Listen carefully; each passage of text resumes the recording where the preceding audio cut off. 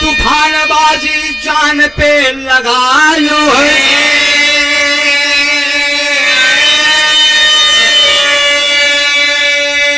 खून में नहाए गाए गाए बंदे मातरम, गयो टकराए जा हिमालय को हिलायो। गले पे कटार हार बनकर चमक रही, करे इंतजार इंद्र स्वर्ग को सजायो है। फूटे है जहर लहर गंगा उभर आई, सरदे के सरहद पे तिरंगा लहरायो है।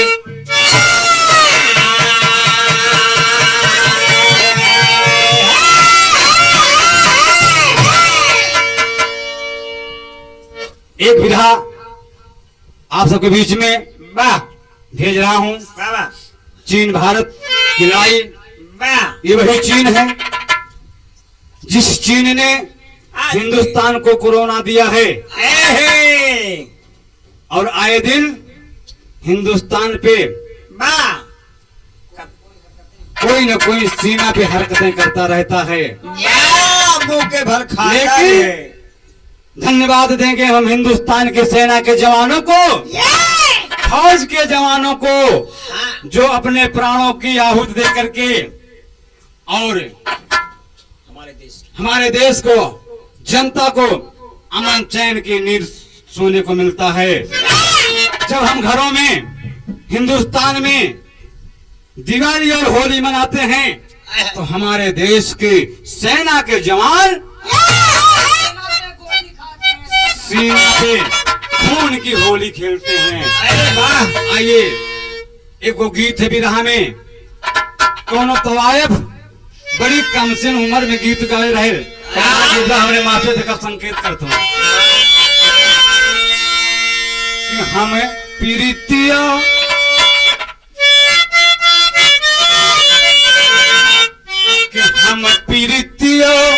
करितिया न जनई। अरे वाह भैया की जवान हो गई, हम पीरितिया करितिया न जनई, कदिया के जवान हो गई, हम पीरितिया करितिया न जनई, कदिया के जवान हो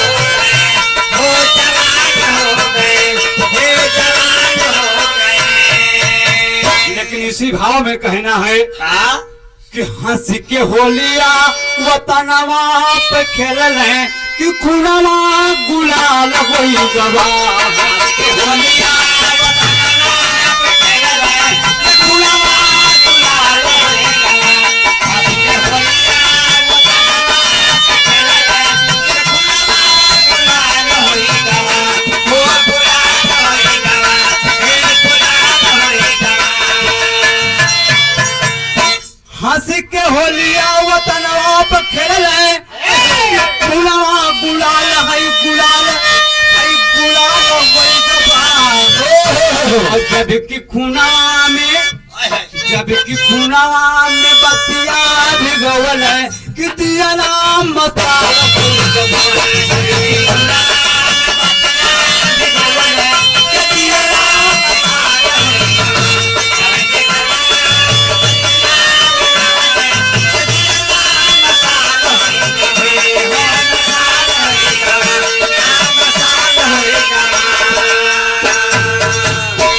सच्चा है वही खून जो सींचा है चमन को, हो जाता है शहीद सर दे के वतन को।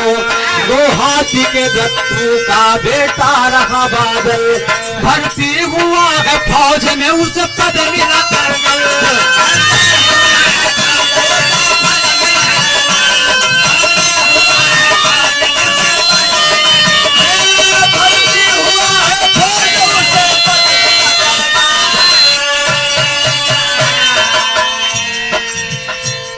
बादल की छोटी बहन रही मीना कुंवारी, हमला हुआ हिंद देखिए चीन गद्दारी, हमला हुआ हिंद देखिए चीन गद्दारी।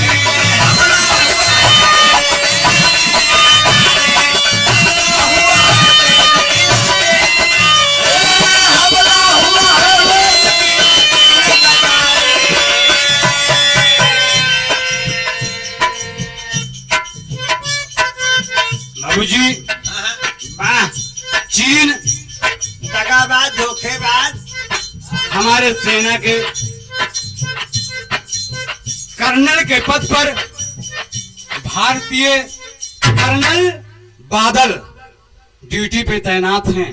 वाह, और बताते चले कि गांव देहात से जुड़े हुए कर्नल साहब हैं, गांव की माटी से सेना में भर्ती होकर के ए वाह, और चीन की सीमा पे बड़े मुस्तैदी से रहते हैं। जिनकी एक छोटी बहन है जिसका नाम मीना है, अभी अपने गांव में है। देखिए आगे मीना क्या करती है हिंदुस्तान के लिए, वाह। विरहा में मिलेगा। वाह, चीन जब कोई हरकत करता है तो कर्नल साहब भारतीय सेना के नौजवान मुंहतोड़ जवाब देते हैं सीना तान के। और करते क्या है, तेरी निमित्तवा। अरे बोली में जय जय वंदे मातरम, हे बोली में जय जय वंदे मातरम। अरे भारतवासी हंस हंस खेले खून के बोली, बोली में जय जय Vande Mataram.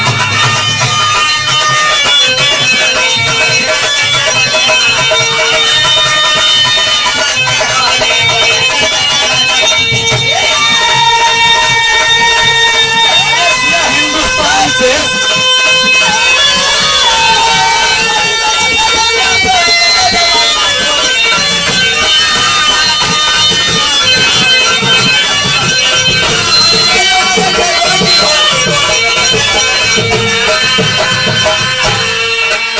Vande Mataram, Vande Mataram, Satnam Sujalam मलयागुर शीतलाम।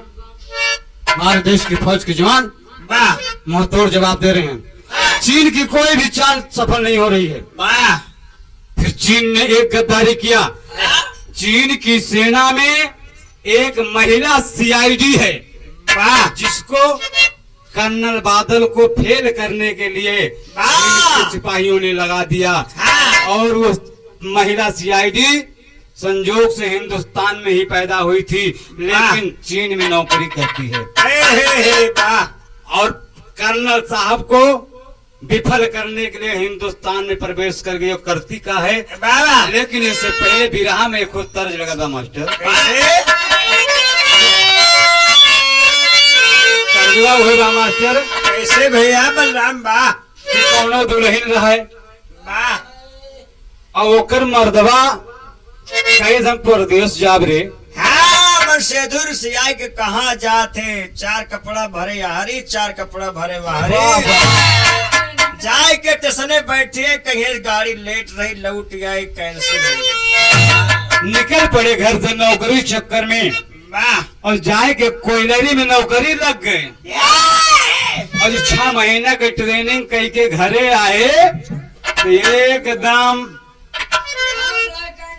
Black and white हाँ, हमारे धलियाओं की लाइन मारे पेंट कह दी है। दुल्हनिया राती में का कहा दिबा? हाँ, वह मास्टर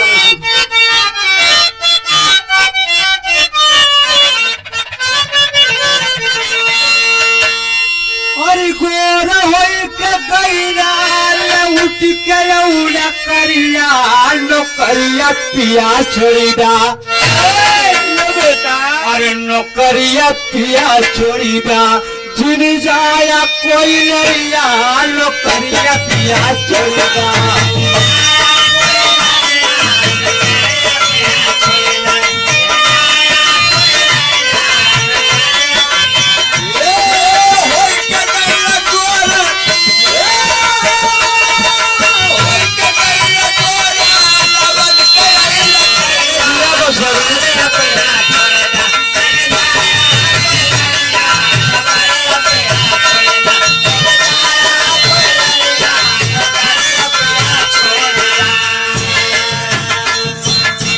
लेकिन है भैया, हाँ, अरे हिंदुस्तानी लड़की करे, अरे चीन मानो करिया गुजरिया चलल सजी के। अरे दिया हो भैया बलराम, चपले रहा। गुजरिया चलल सजी के, हिंद की नगरिया गुजरिया चलल सजी के।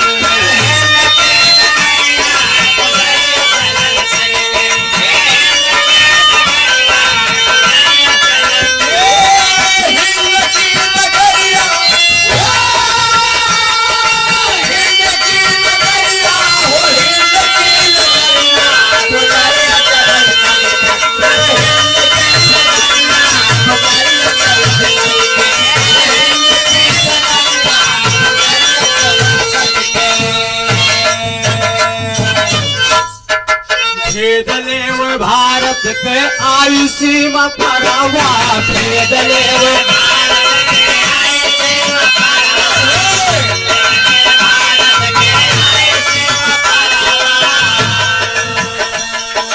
करनल का देख झूठे करा फैसी भरावा करनल का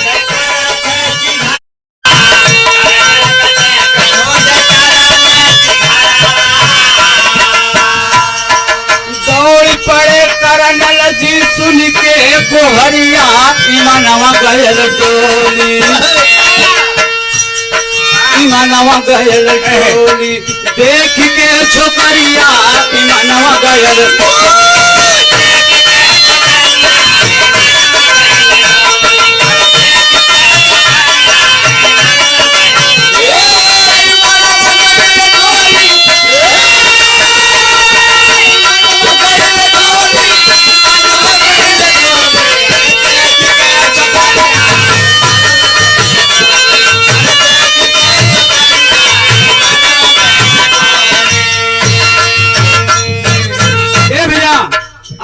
चीन की महिला सीआईडी हाँ लाल लाल टमाटर 16 श्रृंगार करके और जहाँ पे भारतीय कर्नल बादल ड्यूटी देते हुए उन्हीं के पास सीमा में घुस के और बचाओ बचाओ बचाओ भागती हुई कर्नल साहब के बाहों में झूल गई कर्नल साहब से लिपट गई। कहे पूरा बचावा। कर्नल साहब अपनी बाहों में समेट कर पर्चे पूछते हैं कि बोलो क्या बात है। कहे कर्नल साहब मैं अनाथ हूँ मैं अनाथ हूँ सर मेरे पीछे कुछ चीनी लोग पड़े हैं मेरी इज्जत लूटना चाहते हैं प्लीज आप मुझे बचा लीजिए। कर्नल साहब नीचे से ऊपर वो सीआईडी को देखत हमें पहचान गए तुरंत एकदम टमाटर जैसन लाल लाल कहे चीन का पानी खैले बा। कर्नल साहब नीचे से ऊपर का देखते ही रह गए। कहे चिंता जन करा आगे हिंदुस्तानी सामान थिया। तब तक वो महिला सीआईडी कर्नल साहब के बाहे में लिपटी बा अपन प्रिया चरित्र रच दीश और का कर दी बा एक ठो तर्ज बा। कैसे भैया तर्जमा हुए बालल्ला एक बात कही सजनी गठियाला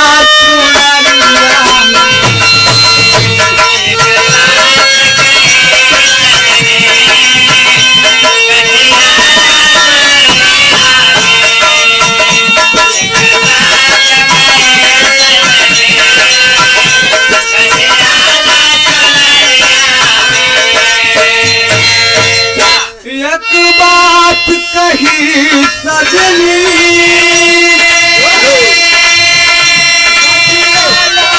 नरिया में बिना मोल के बिकी गई माया की बजरिया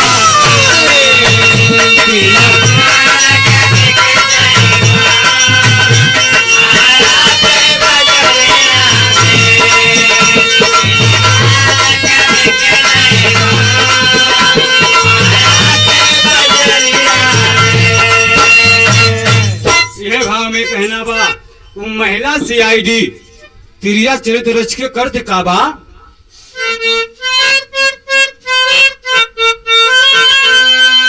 अरे हनी मारे नयन गोरी चपका के अचरा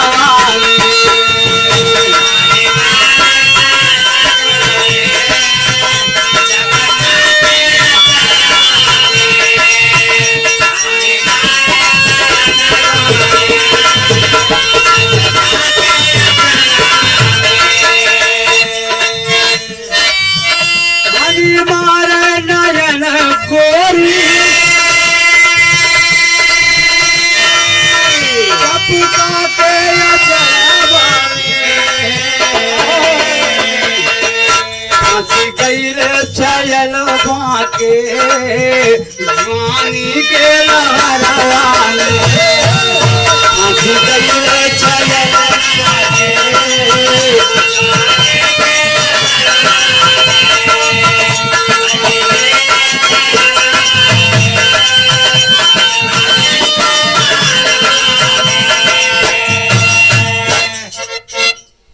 लड़की क्रिया चरित्र रचित बा और कर्नल साहब के अखिया दबा के एकदम निशाना बना दिया। हमारे जिगरा में तीर है। कर्नल साहब एकदम उस क्रिया चरित्र के जाल में पूरी तरह फंस गए।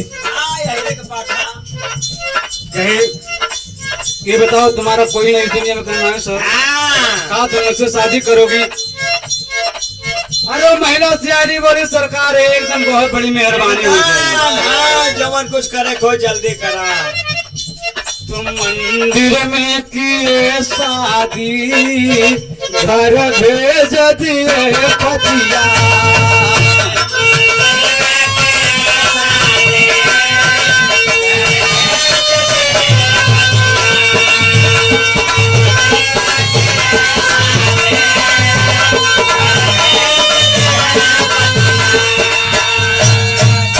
नहीं पाए समझ बतिया, नहीं पाए समझ बतिया, नथी गई फुलवा में।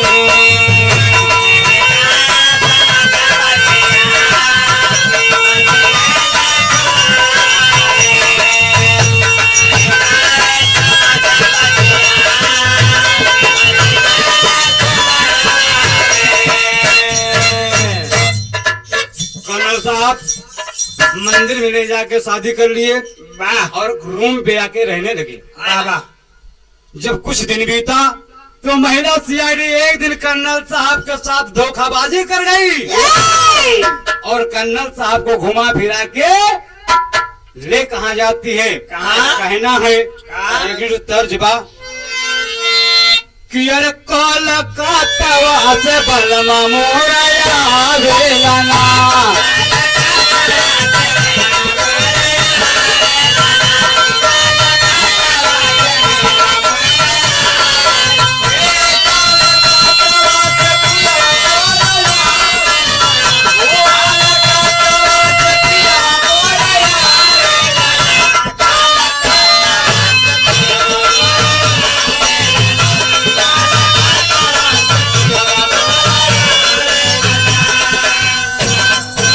लेकिन भैया अरे यका दिन धोखा कैली साथे माँ गुजारियाना।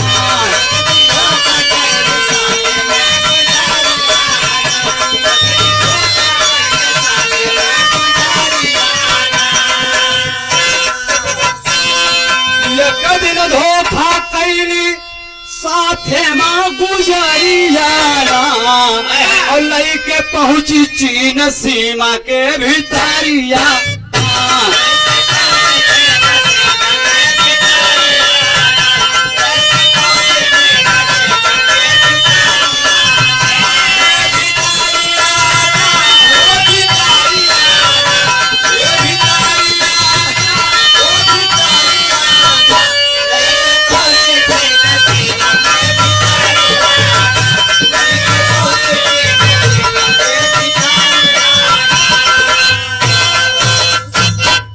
वायरलेस से खबर भेजाई चीन से नलिया बुलाई। वायरलेस से खबर भेजाई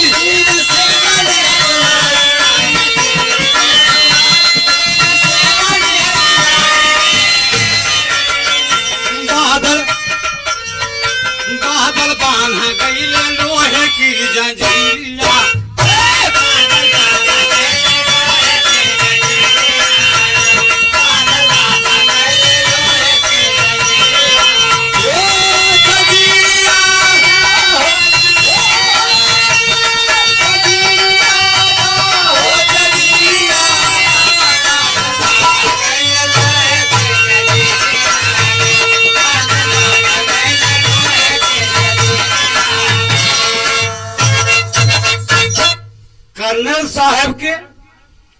वो लड़की गुमराह करके और चीन के सीमा में ले गई। हाँ बात करते करते और जो चीन की सीमा में कुछ दूर निकल गई तो वायरलेस से सूचना दे दिया कि भारतीय कर्नल मेरे कब्जे में है। अब तो देखते ही देखते बदन सिकड़िया में बनवाई और मेजर पूछे जा बताई बदन सिकड़िया में बनवाई।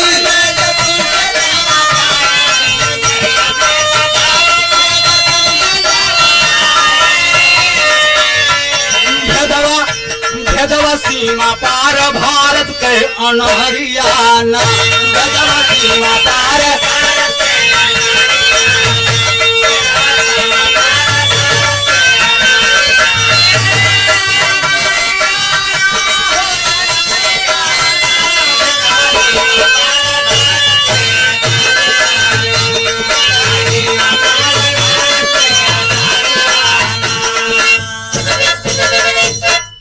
कर्नल साहब के लोहे के जंजीरों में जकड़ कर बांध दिया और महिला सीआईडी चीन के अधिकारियों को बुला लिया। चीन का जनरल ब्रिगेडियर कर्नल और मेजर सब आ गए और कर्नल साहब बादल से पूछते हैं कि क्यों सर बहुत तगड़ी ड्यूटी करते हो हिंदुस्तान के बादल पर। सब कैमरा कैद में। अगर तुम्हें जिंदगी प्यारी हो तो हम चीनियों को हिंदुस्तान का मैप सौंप दो। हिंदुस्तान की तोपें कहाँ रहती हैं, हिंदुस्तान के हथियार कहाँ रहते हैं, इस भेद को मुझको बता दो, मैं तुझे आजाद कर दूंगा, अन्यथा तुझे चीन की जेल में डाल दूंगा। अरे इतनी बतिया सुनते ही मेजर साहब की वो भारतीय फौज का जवान कर्नल दहाड़ दिया।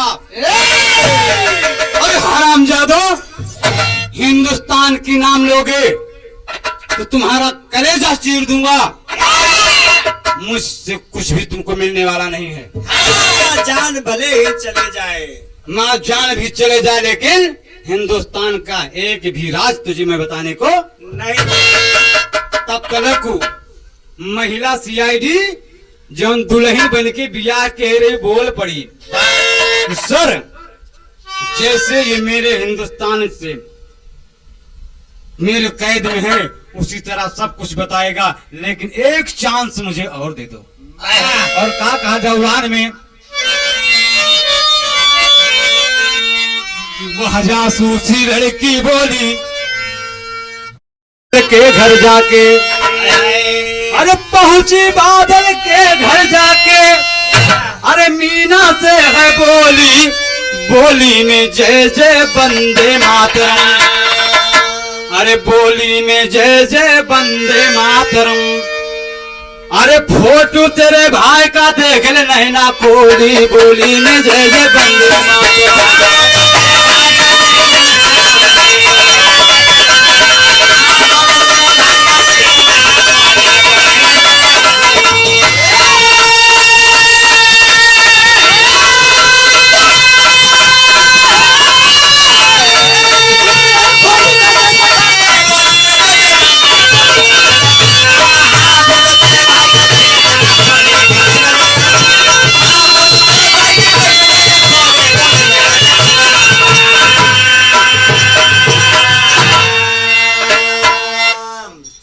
महिला सीआईडी बादल के घरे पहुंची और छोटी बहन मीना से बताने लगी, और कर्नल साहब जो चीन के बॉर्डर पे तमाम तस्वीरें खिंचाई थी उन तस्वीरों को दिखा रही है और बता रही है कि मैं तुम्हारी भाभी हूँ और ये फोटो जो है तुम्हारे भाई साहब का है। और देखा विदेशिया में का कर दिया,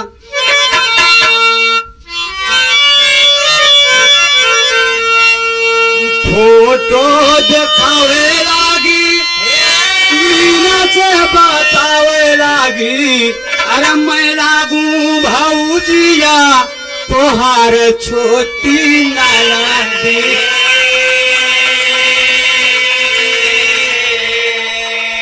हम तो आफतिया विपतिया के मारली भाई,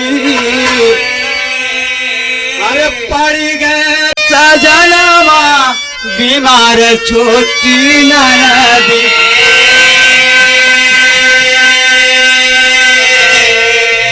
वहाँ का बुलावे आयो नहीं के खबरिया हो चली चला कैयावा दीदार छोटी ननदी चली आवा कैयावा दीदार छोटी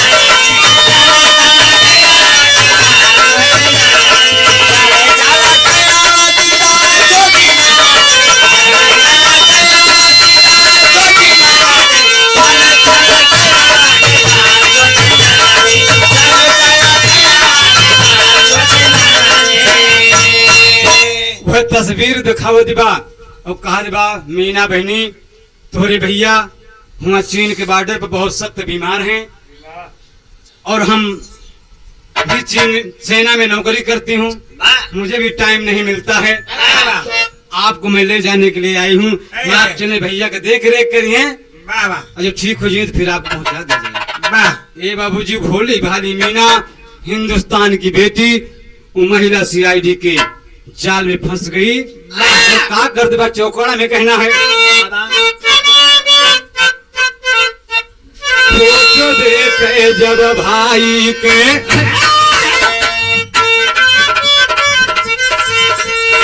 फोटो देखे जब भाई के बगले माँ है छकरिया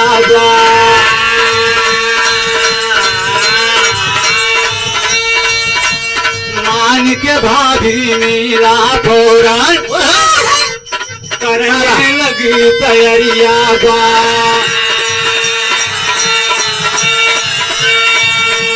पहुंची चीन सीमा के अंदर जहाँ बादल बना जगिरिया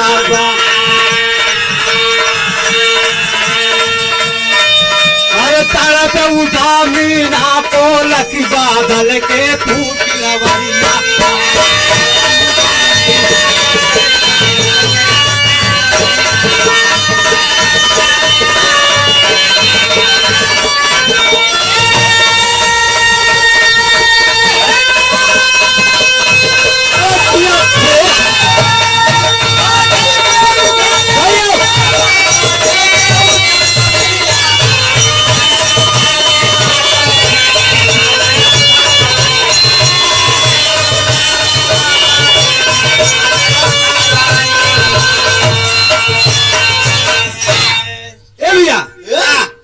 जासूसी लड़की मीना को ले जा करके और जहाँ पे कर्नल बादल साहब चीन के गिरफ्त में जंजीरों में जकड़े हैं वहीं पे ले जाकर मीना के बाल पकड़ के और पटक दिया लो हरामजादी और बोल पड़ी कि अब सर ये पूरा हिंदुस्तान का एक एक राज हम चीनियों को मिल जाएगा। अरे बाप रे बाप, मीना को सामने कर दिया बादल के और चीन का वो जनरल उड़ान में पूछ रहा है कि वह चीनी अधिकारी बोला कर्नल को फटकार अरे भेद बता दे भारत का वरना चीन निपट गंवार हो बोली ने जय जय बंदे मातरम।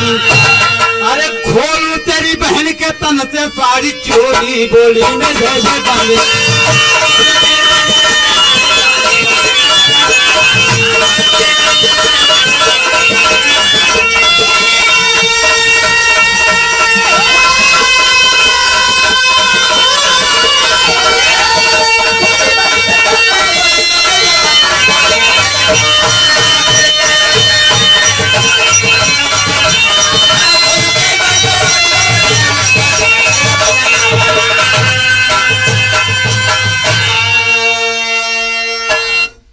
चीनी अधिकारी भारतीय कर्नल के दाढ़ी में रिवाल्वर की नोक लगा के बोला ऑफिसर अगर तुम्हें जान प्यारी है तुम्हारी बहन तुझको प्यारी है तो आसानी से हम चीनियों को हिंदुस्तान का मैप दे दो।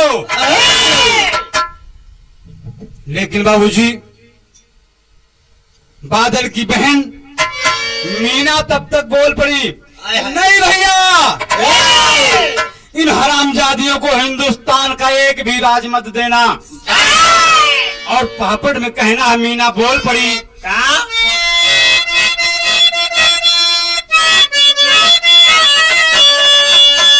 अरे मीना बोली देशवा के मुदैया हमारे भैया हो। अरे मीना बोली देशवा के मुदैया हमारे भैया हो। और जिन्हें डूबा हुआ देश के बोझे नैया हमारे भैया।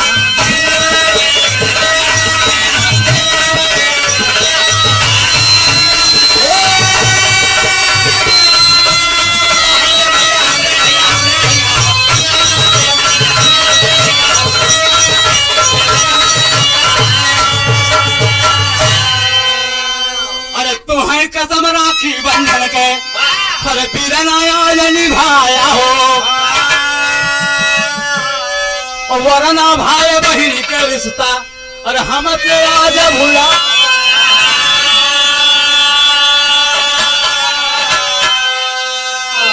अरे अगवा चल के देवा कवना अरे गवहिया हमारे भैया हो। मीना बोल पड़ी अरे आज भी सारा बहन के अपने मोहिया हमारे भाई। और मर के बाद हम राखी तो कलैया हमारे।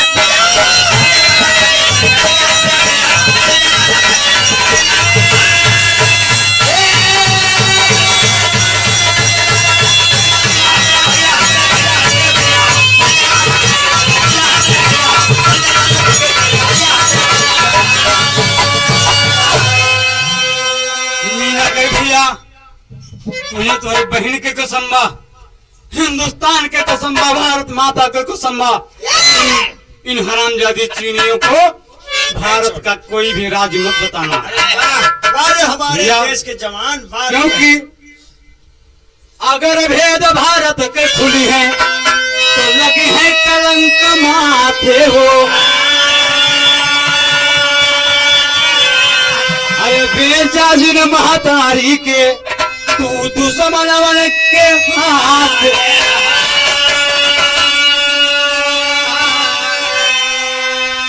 अरे अगवा चल के देव कवल कवैया हमारे भैया हो। मर के बाद हम राखी तोरी कन्हैया हमारे भैया।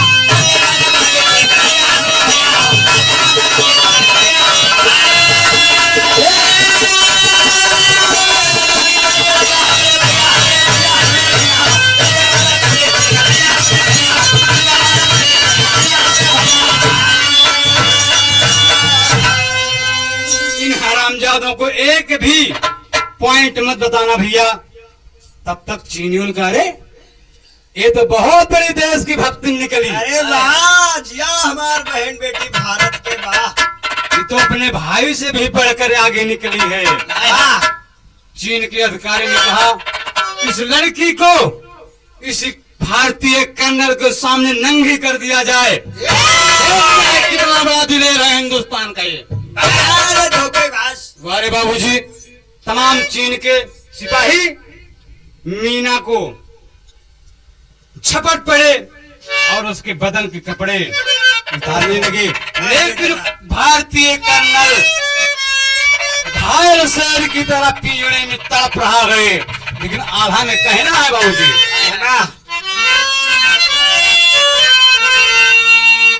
अरे तड़प शिकारिया में बांधल जमना भैया।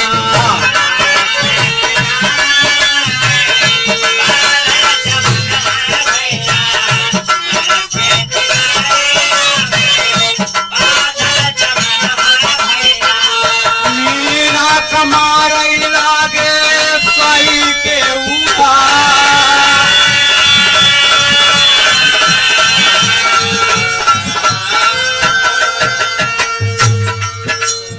मीना को लगी रमना चीन के कोई साड़ी नोच रहा है, कोई चुनरी खींच रहा है, कोई बाल पकड़ खींच रहा है। अरे कर्नल बादल तड़प रहा है। अरे करीमा सकोरिया पर करके आकवरिया बाबू।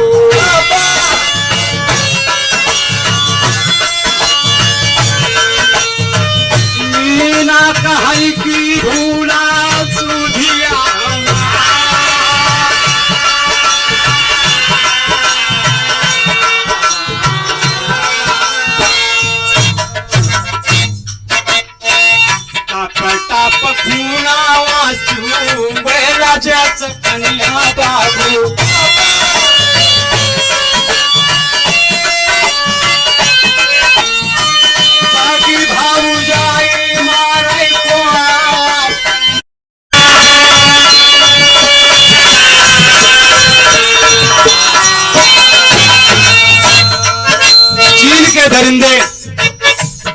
के साथ बदतमीजी करते हैं।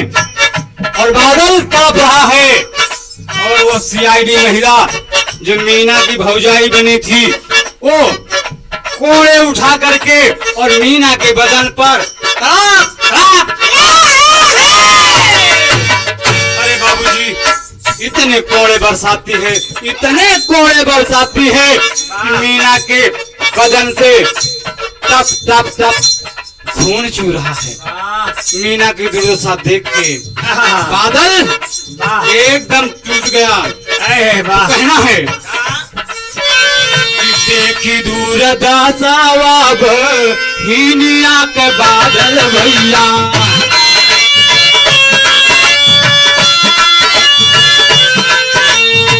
कहला गजारा नल से पीटी के कपार।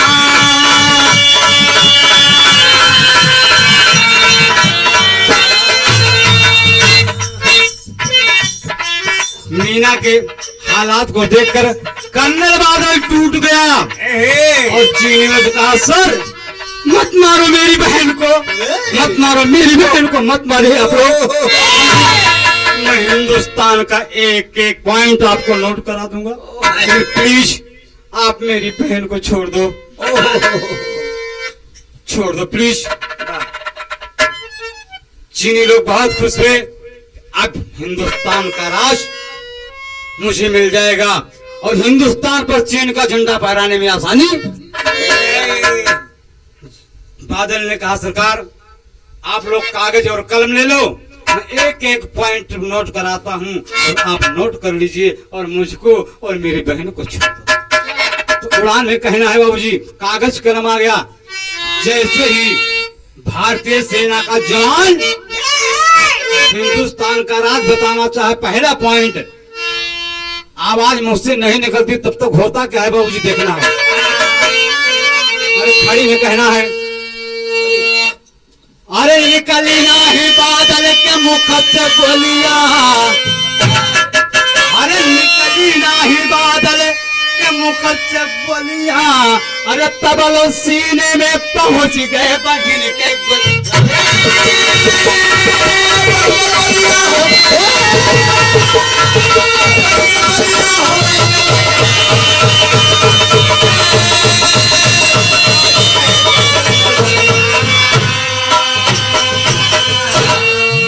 अरे भौजाई के पिस्टल मीना खींच लेहली और देशवा के खातिर वीराना के बाधी। अरे खेली सीमा ऊपर के होलिया और तबलो सीने में पहुंच गए बहिन के।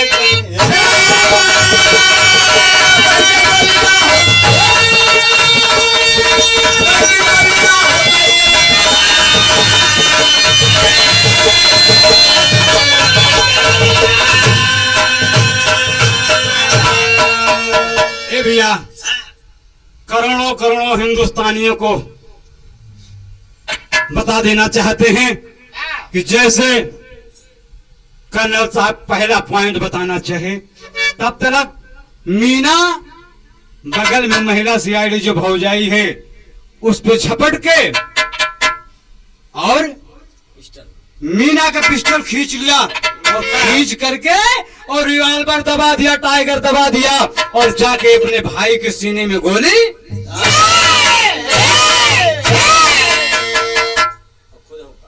और बादल शहीद हो गया हिंदुस्तान के लिए।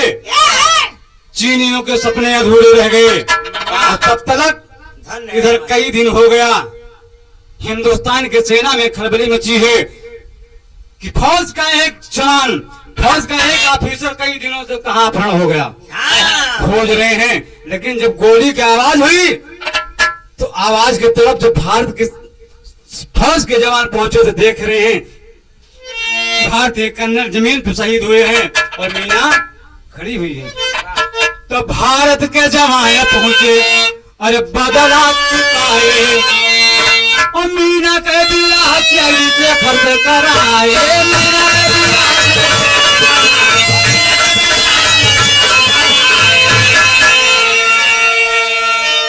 अरे भारतीय से फौज के जवान जब पहुंचे और जब देखा तो जितने चीन के ऑफिसर वहां थे सबको तर तर तर तर तर तर तर तर तर तर तर गोलियों से भून दिया। और मीना से कहा वार बेटा बहुत खूब। और इसी बीच में मारे हमारे भारत के शेर हिंदुस्तान की सेना में एक शेखर नाम के सीआईडी हैं जो अनमैरिड हैं। ब्रिगेडियर साहब ने कहा कि शेखर देख रहे हो इस शेरनी को? जी सर पूरी तरह से देख रहा हूँ। कहा कि तुमने भी अभी तक शादी नहीं किया है और मीना की भी शादी नहीं हुई है। अगर मीना तुम्हें पसंद हो तो मीना की शादी हम तुमसे करवा दें। कहा क्यों नहीं सर, ऐसी बेटियों पर ऐसी वीरांगनाओं पर तो हिंदुस्तान गर्व करेगा, पूरा देश गर्व करेगा और चीन और पाकिस्तान को संदेश जाएगा कि यहाँ की बेटियां दुर्गा और काली के समान हैं, उस पर नजर उठाएंगे तो आंखें फोड़ दी जाएंगी। तो अंत में कहना है कि धन गुरु सीताराम श्याम धनी धनी भारत की लड़की। अरे चौहर देखी भारतवासी के दुश्मन के छाती धड़की हो, बोली में जय जय वंदे मातरम। अरे बोली में जय जय वंदे मातरम। अरे हनुमत आए अवध से भरा ज्ञान का झोली, बोली में जय जय वंदे मातरम।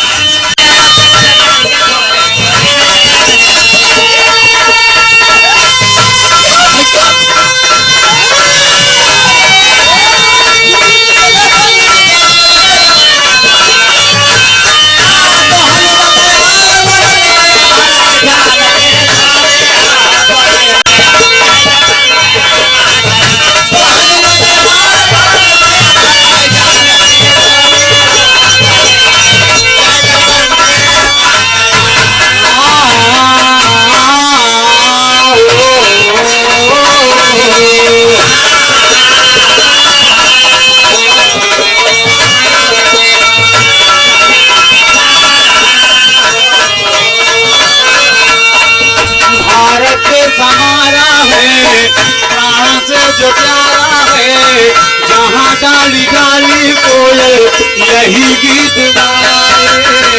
वंदे मातरम वंदे मातरम।